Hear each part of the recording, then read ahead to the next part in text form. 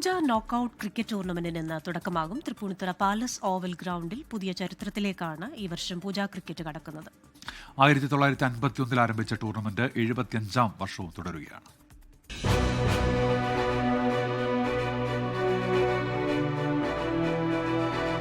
പരിമിത over ഫോർമാറ്റുകൾ cricket ലോകം സ്വപ്നം കാണുന്നതിന് മുൻപേ തുടങ്ങിയതാണ് തൃപ്പൂണിത്തുറയിലെ പൂജ ക്രിക്കറ്റ് ടൂർണമെന്റ്. 1951 പാലസ് ഓവൽ ഗ്രൗണ്ടിൽ KV കേളപ്പൻ തമ്പുരാനാണ് ടൂർണമെന്റിന് തുടക്കമിട്ടത്. ഇന്നത് ലോക ക്രിക്കറ്റിൽ തന്നെ അടയാളപ്പെടുത്തിയ ടൂർണമെന്റായി മാറി. ക്ലബിനെ സംബന്ധിച്ചിടത്തോളം ഇത് 75th പൂജ ലൈറ്റ്സിൽ ചെയ്യാൻ പറ്റുന്നത്, അതും DMX ഗ്രൗണ്ടായിട്ട് കേരളത്തിൽ വന്നേക്കുന്ന ഫസ്റ്റ് സ്റ്റേഡിയമാണ്.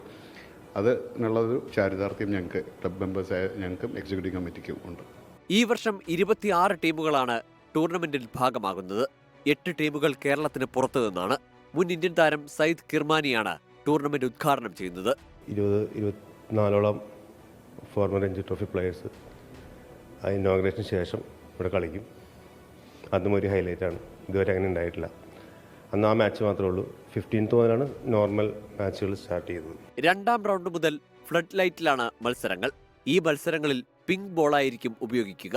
ഇവിടെ കളിച്ച് വളർന്ന ഒരാളായത് കാരണം പിന്നെ ലാസ്റ്റ് 5 ഇയേഴ്സായിട്ട് ഇത് സ്പോൺസർ ചെയ്യാനുള്ള ഒരു എന്താ പറയുക അവസരവും ഒരു ഭാഗ്യമായിട്ടാണ് കരുതുന്നത്. പിന്നെ നമുക്ക് എല്ലാവർക്കും പഴയ കളിച്ചിരുന്ന എല്ലാ ഫൗണ്ടർ മെമ്പേഴ്സ് മുതൽ ഇപ്പോൾ കളിക്കുന്ന പിള്ളേർ വരെ എല്ലാം നമ്മൾ കണക്ട് ചെയ്യാൻ ഉള്ള ഒരു അവസരമാണ്. ടൂർണമെന്റ് ഉദ്ഘാടനത്തിന് ഉയർത്താനുള്ള പതാക കേളപ്പൻ തമ്പുരാന്റെ മക്കൾ ഭാരവാഹികൾക്ക് കൈമാറി. അടുത്ത മാസം 18-നാണ് ഫൈനൽ. നാവിയോയാണ് ടൂർണമെന്റിന്റെ ഔദ്യോഗിക സ്പോൺസർ. മുൻ രഞ്ജി താരങ്ങൾ പങ്കെടുക്കുന്ന പ്രദർശന മത്സരവും ടൂർണമെന്റിന്റെ ഭാഗമായി ഒരുക്കിയിട്ടുണ്ട്. 24 കൊച്ചി. ലോകത്തെവിടെയായാലും ഏത് സമയത്തും 24 വാർത്തകളും ഓഗ്മെന്റഡ് റിയാലിറ്റി പാക്കേജുകളും എക്സ്പ്ലെയിനറുകളും വിശദമായി കാണാൻ ഞങ്ങളുടെ YouTube ചാനൽ നിങ്ങൾക്ക് സബ്സ്ക്രൈബ് ചെയ്യാം.